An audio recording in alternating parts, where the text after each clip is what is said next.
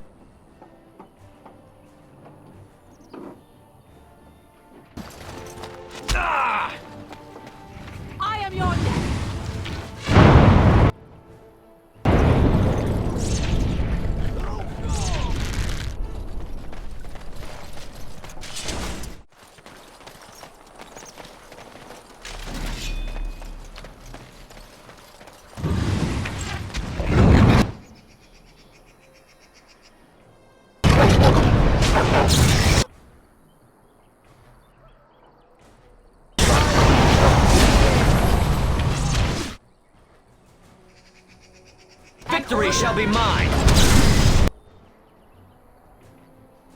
This should be easy enough.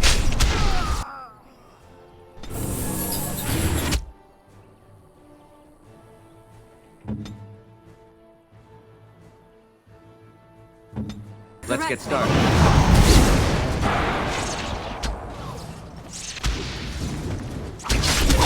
That went well.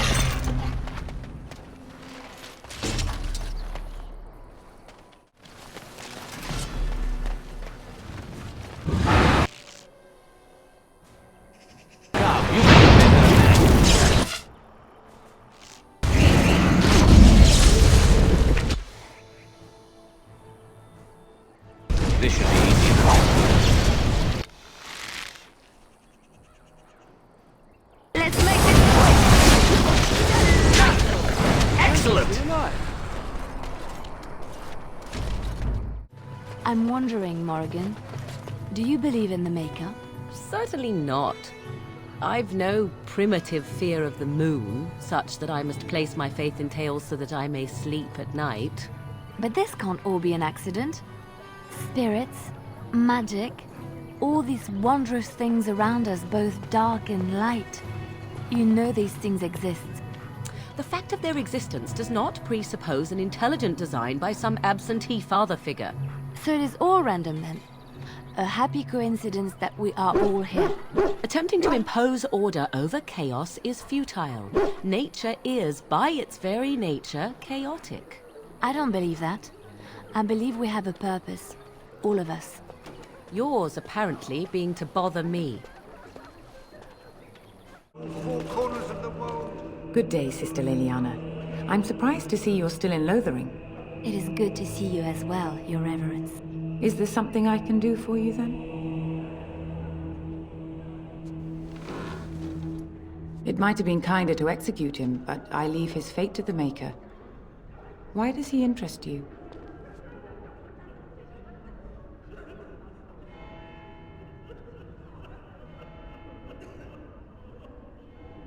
He butchered an entire farmhold.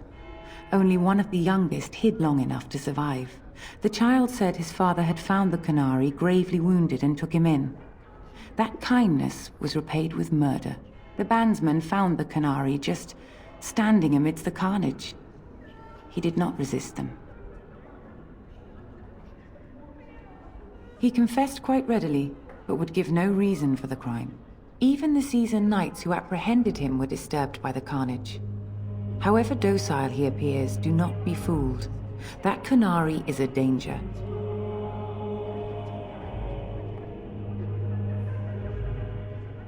The Maker demands justice, regardless of his race. Then his next victims might count you and me as their murderers.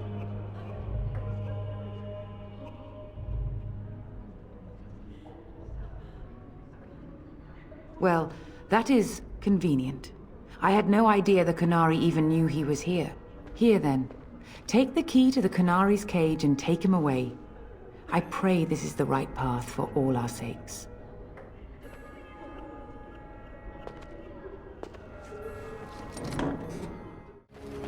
You are very beautiful, Morrigan. Tell me something I do not know.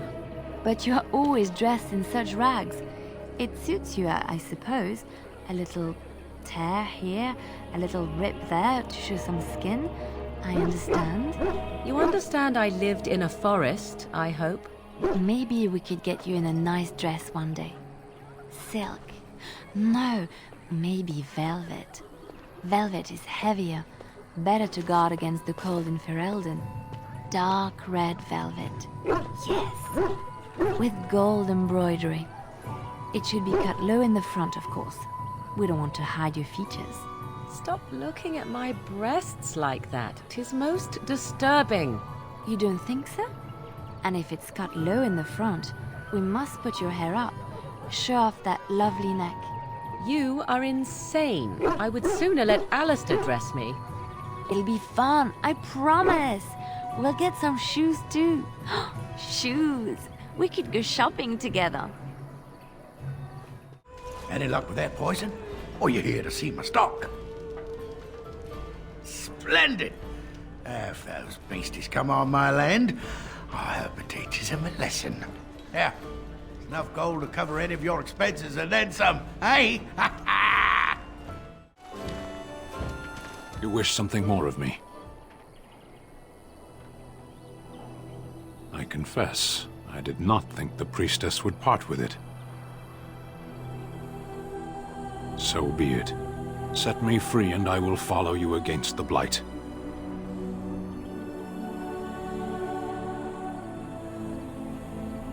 And so it is done. I will follow you into battle. In doing so, I shall find my atonement.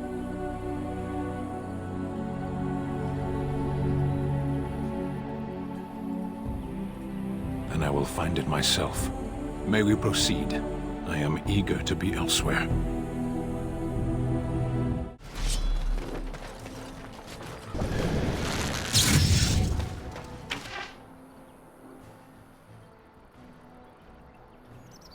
Let's get started.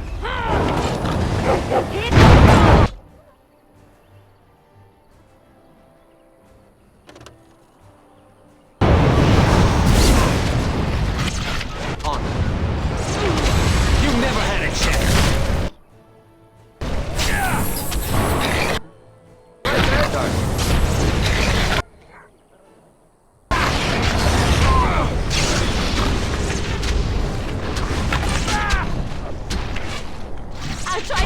Fear is your weakness. Down you go. Next. This should be easy eventually.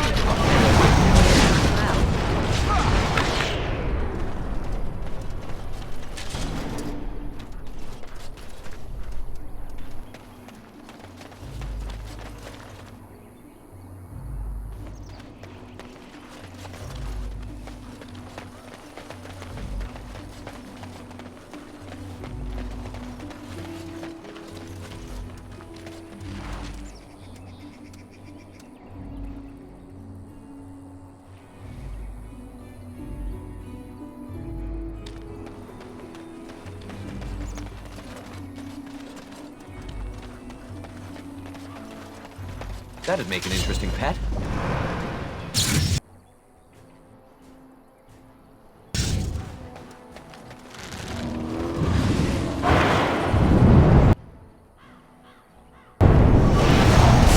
Here we go!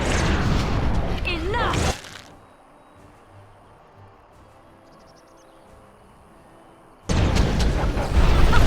Run while you can! I approve.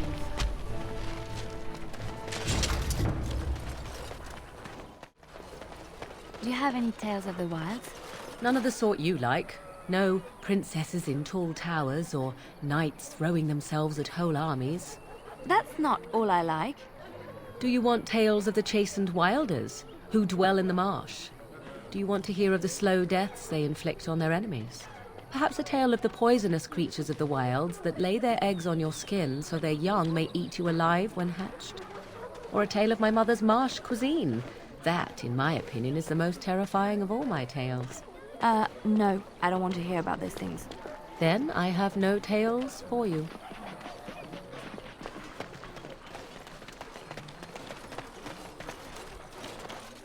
path of righteousness is full of hardship, but the Maker smiles upon its travelers. And the stars stood still, the winds did quiet, and all animals of earth and air held their breath. All was silent in prayer and thanks.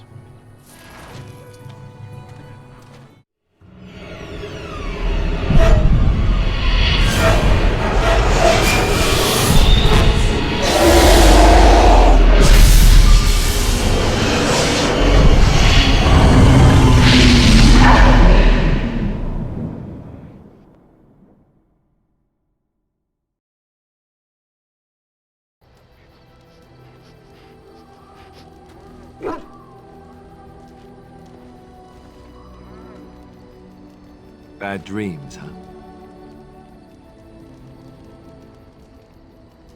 Well, it is real, sort of. You see, part of being a Grey Warden is being able to hear the Darkspawn. That's what your dream was, hearing them. The Archdemon, it talks to the Horde, and we feel it just as they do. That's why we know this is really a blight.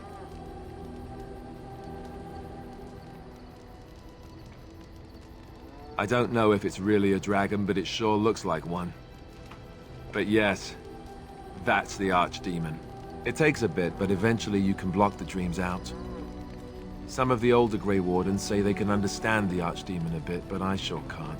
Anyhow, when I heard you thrashing around, I thought I should tell you. It was scary at first for me too.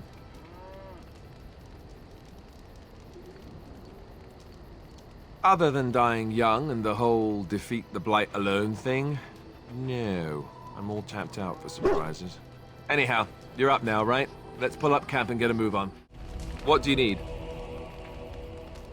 Ask away.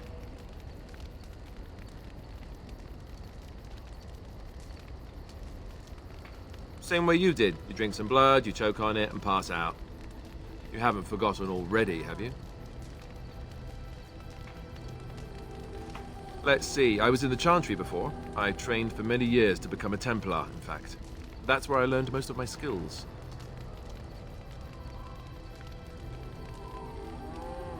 You're telling me I was banished to the kitchens to scour the pots more times than I can count. And that's a lot. I can count pretty high. The Grand Cleric didn't want to let me go. Duncan was forced to conscript me, actually, and was she ever furious when he did. I thought she was going to have us both arrested. I was lucky.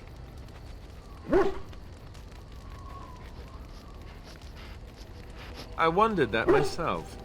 It's not as if she valued me highly. I think she just didn't want to give anything to the Grey Wardens is all. The Chantry didn't lose much. And I think I can do more fighting the Blight anyhow, rather than sitting in a temple somewhere. I'll always be thankful to Duncan for recruiting me. If it hadn't been for him, you know, I wouldn't have.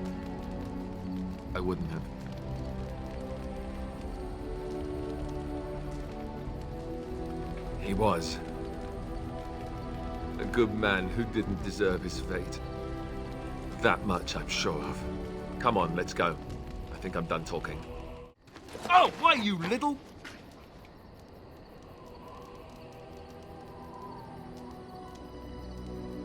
Your furry friend here took offense at me getting near his food. He snapped at me, look.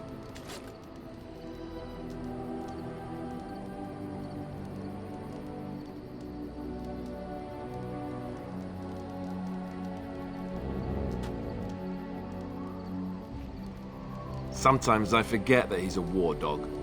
That'll teach me. Yes?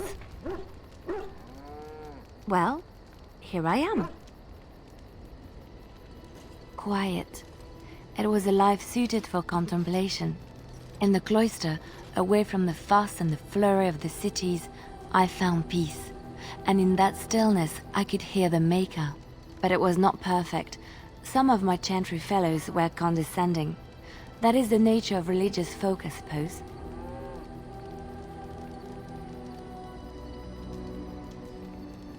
When I talked about my beliefs, that the Maker reveals himself in the beauty of his world, they treated me with disdain. They want to believe that he's gone, so that when he turns his gaze on them, it means they are special, chosen. He cannot possibly have love for all, the sick and the weary, the beggars and the fools.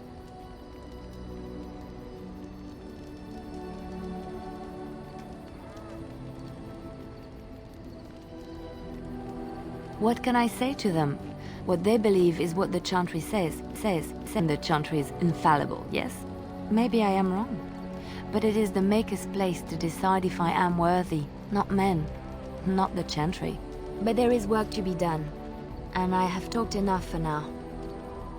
Ah, it's good to see you, my timely rescuer. Bodon Fennick, at your service once again.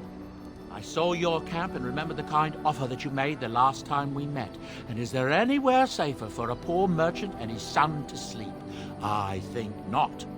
I'm perfectly willing to offer you a fine discount for the inconvenience of our presence. How does that sound? Good? Yes?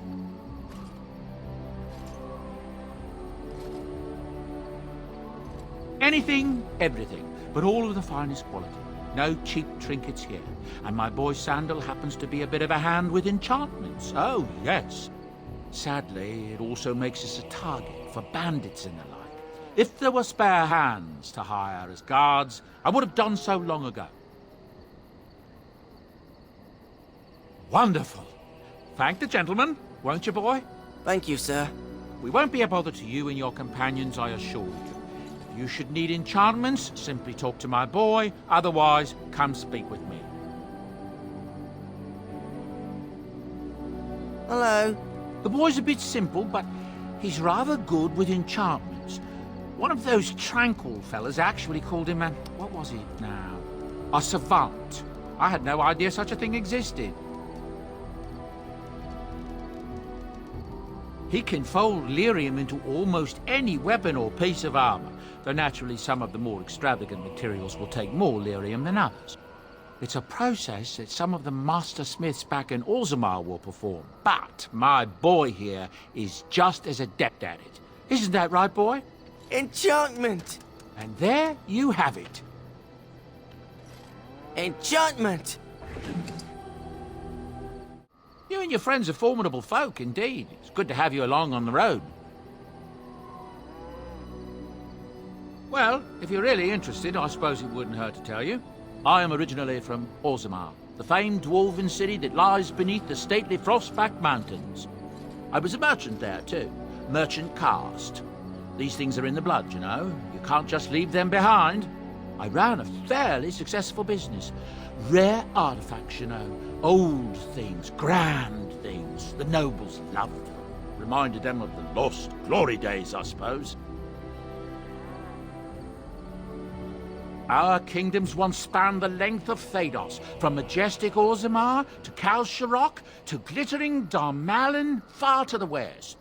They say the gold and silver veins ran so thick through the stone of Darmalin that the entire city sparkled. The Darkspawn took it all, of course. One by one, the old Tigers fell, and then all that was left was Orzammar.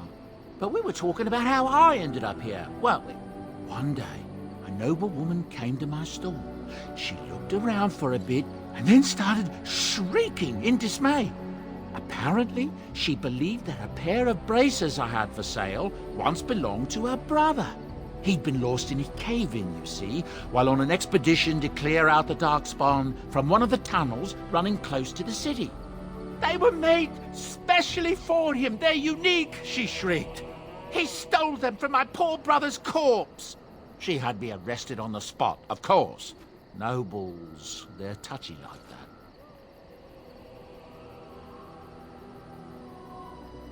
Well, I didn't steal them. You see, I'd been paying these castless thugs to venture out into the deep roads for me. The lost tigers, they're full of things that people left behind. Sometimes you can find a treasure, something worth a little gold.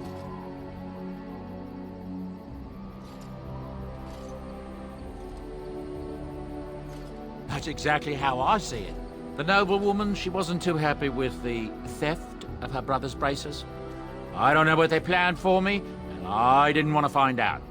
Bribed the guard that was watching me and took off for the surface first opportunity I got. Never looked back.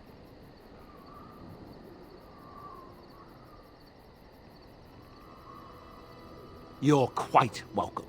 Now, is there anything the boy or I can get you?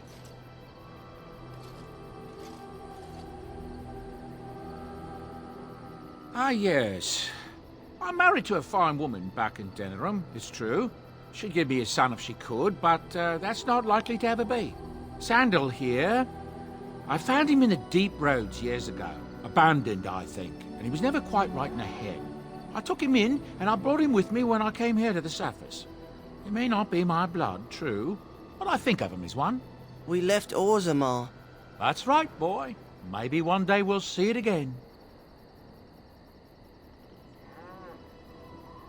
It's not as if I don't benefit, mind you. Turns out the boy's a natural working with enchantments. He might have even been lyrium-addled. I never thought of that before, to be honest. Happens sometimes. He can work an enchantment into just about anything, however, given some time. Could probably open his own shop, if he knew how. Enchantment.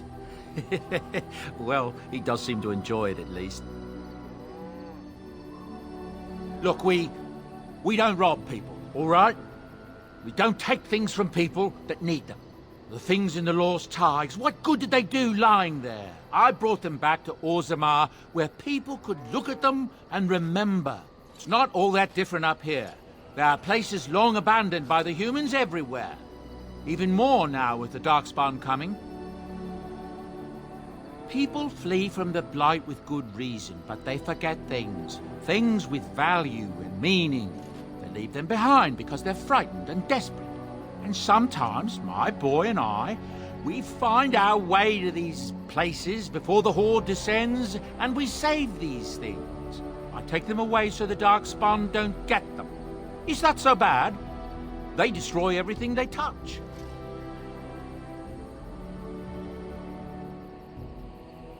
That's what I tell myself, too. Ah, these are dark times indeed. Dark times, my friend. With King Cailan dead, the throne falls to Queen Honora. She's made her father the regent, however, at least for now.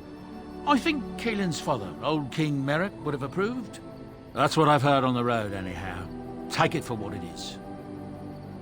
I'm sure you'll be pleased with the goods my boy and I have collected, and with your discount. You're a hard man to find. Where are my manners? The name is Levy Dryden. Did Duncan ever mention me? Levy of the coins? Levy the trader? Really? He never told you of old Levy? We've known each other for years. But here I am carrying on while you have a blight to stop. Don't want to waste your time. But you see, Duncan promised that together we'd look into something important for the Wardens. And for me. But poor Duncan's... well, no more. A tragedy it is, at that. But I know he would want his work carried on. His pledge fulfilled.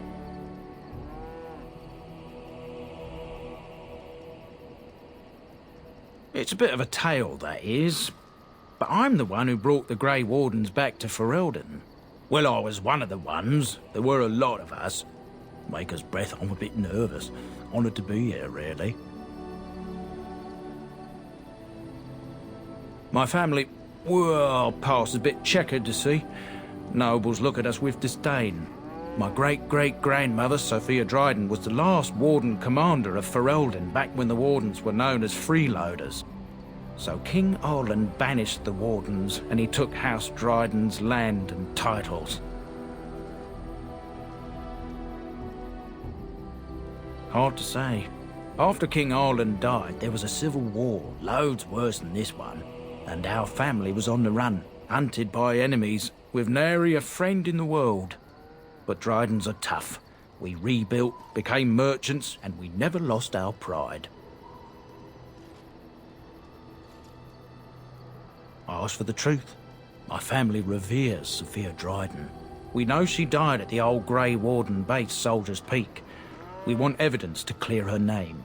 It won't restore our land or our titles, but it'll restore our honour.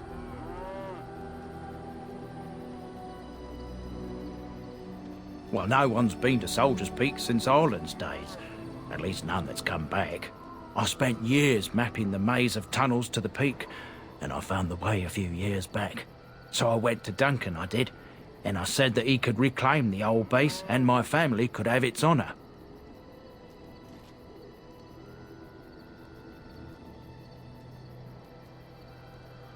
Darkspawn surfaced in southern Ferelden, and Duncan got plenty busy recruiting new wardens and meeting with good King Cailan.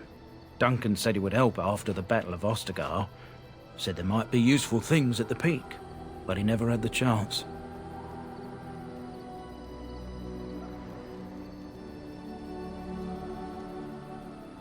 I can pick my way through the tunnels at the base of Soldier's Peak, but the place, well, they say it's haunted, and it'll be dangerous for certain. Will you think on it, at least?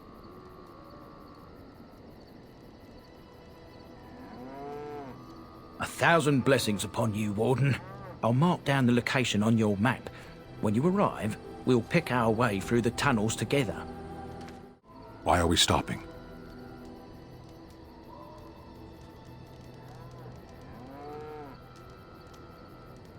There are darkspawn to be fought. Is this delay needful?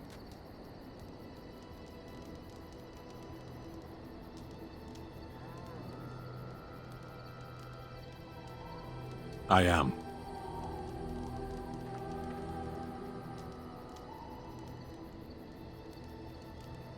The Antam are the eyes, hands, and mouth of the Qunari. We are how my people know the world.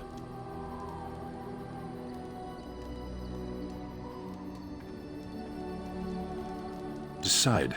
I am a Sten of the Beresad. I did not choose to be who I am any more than you did.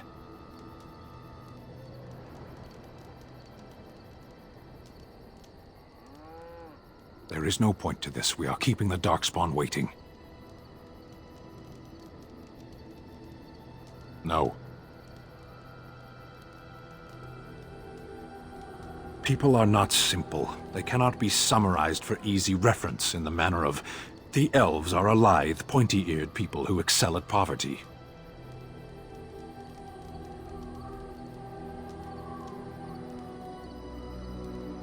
As you wish. What do you wish of me? If you must. I was not born such. 'Tis a skill of Flemeth's, taught over many years in the wilds. The chastened have tales of we witches, saying that we assume the forms of creatures to watch them from hiding. When a child is alone and separate from his tribe, that is when we strike, dragging the young boy kicking and screaming to our lair to be devoured. A most amusing legend.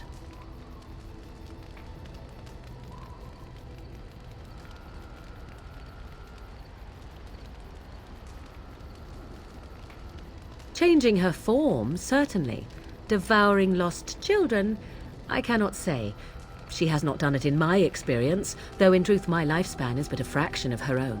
Why do you ask? Is there something specific you wish to know?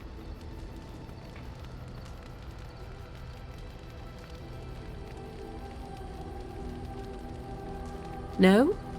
'Tis not unheard of in the remote corners of the world. There are traditions of magic outside of the circle of Magi, despite what those mages would have you believe. Some of these traditions are old, indeed, passed down as carefully guarded lore from one generation to the next. The zealots of the Chantry would uproot all such practitioners if they could, but as luck have it, some still exist. My mother is such a one.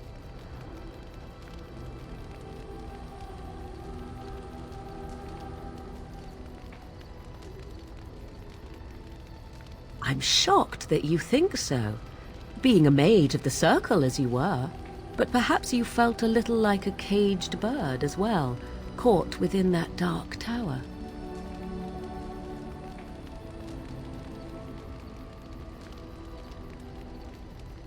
I thought so.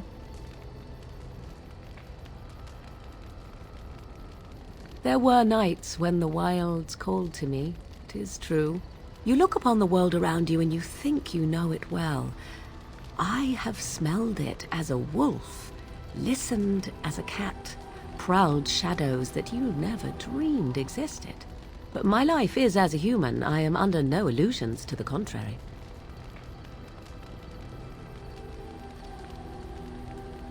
They do not shy away from me. To their senses, I believe I seem like any other of their species. As to what they think, I truly cannot say. Just as I am still human, no matter my form, they are still animals. Thus they cannot speak, even were I to ask. The form of an animal is different from my own. One may study the creature, learn to move as it does, think as it does. In time, this allows one to become as it is. I gain nothing by studying another human. I already am the same as they are. I learn nothing. So the answer is no, my human form is the only one I possess. Anyone with sufficient will, but the act of transformation is a magical one. 'Tis a spell and thus requires a mage's talents. Indeed, you could learn the spells required if I cared to teach you. Indeed. Have you an opinion on my abilities, then? Am I an unnatural abomination to be put to the torch?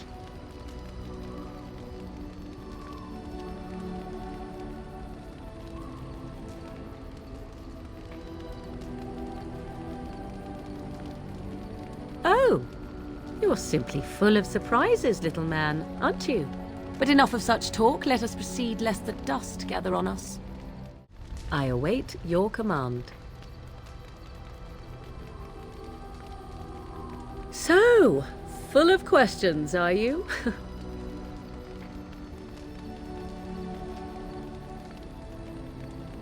Well, that depends, does it not? What does she seem to be? You mean, is she truly the Flemeth of legend and story? Tell me, how much do you know of the tale? The one that the chastened still tell of my mother, to frighten them into obedience.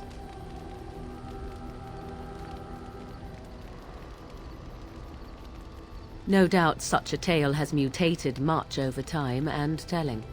I can relay what Flemeth once told me herself, and you can decide whether or not 'tis the truth, if you desire. As the tale is sung by the bards, there was a time when Flemeth was young and beautiful, a fair lass in a land of barbarian men, the desire of any who saw her.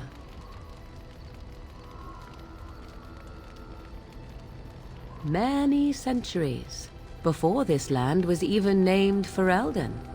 The tales say that Flemeth fell in love with Osen the bard, and fled the castle of her husband, the dread Lord Qunari, and that he swore vengeance for her infidelity. In truth, my mother claims that 'twas Osen who was her husband, and Qunari the jealous lord who looked on from afar. Lord Qunari approached young Osen and offered him wealth and power in exchange for his lovely wife, and Osen agreed.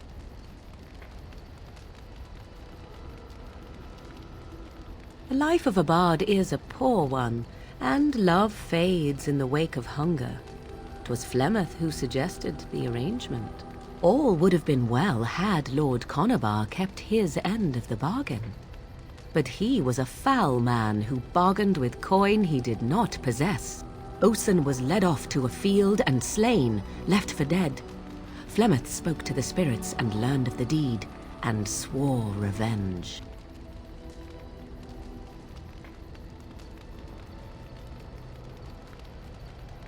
Spirits first, and 'twas they who slew Qunari.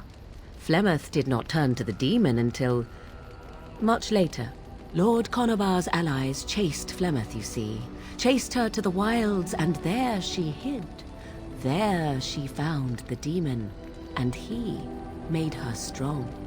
The legends all speak of the great hero Cormac, he who defeated Flemeth and her great army when she invaded the lowlands centuries later. All lies.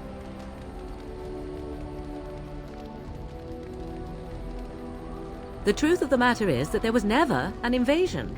As Flemeth tells it, the Chastened never raised an army under her banner, and she never fought with any warrior named Cormac. Cormac led a brutal civil war against his own people, and later claimed it was to vanquish evil that had taken root amongst the lords. Thus, he was hailed a hero. Flemeth was only attached to the legend much later. Perhaps 'twas due to the Great War with the Chastened that eventually came, but Mother claims not to know how it began.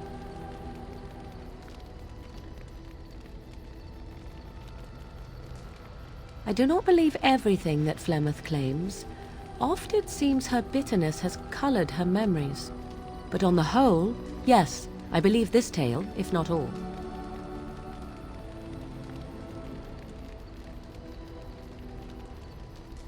The demon within her has transformed her into something else. An abomination, perhaps some would say. I know not. I only know my mother is clever, and she is part of the wilds as it is part of her. But she is no immortal. She bleeds. A blade in her heart would kill her like any other, were it lucky enough to find her. How often is this usually? Always? If not always, then when is it not true? There are more things in this world and the next than you or I could ever hope to understand. What Flemeth became is a mystery. I suspect even to her. You ask if I have sisters. I have asked of this myself. The stories tell of many witches of the wilds after all, not just the one. And these tales existed long before I did. Flemeth refuses to speak of other daughters, if they existed. So, should I believe I am her first? I doubt that too. The Chastened tell of a falling out between Flemeth and her daughters. They say that one day she hunted them all through the wilds and ate their hearts. It may be true. I have never seen another witch or heard of one. Perhaps one day Flemeth will eat my heart as well. Flemeth tells it with far more embellishment than I, but you are welcome. Dare I ask of your own mother? Few are abominations of legend, 'tis true, but I find myself curious nevertheless.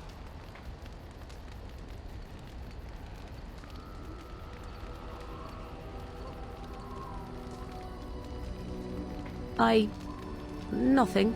I wish to know nothing more. I find myself a little envious, to tell the truth. But it matters not. Let us move on.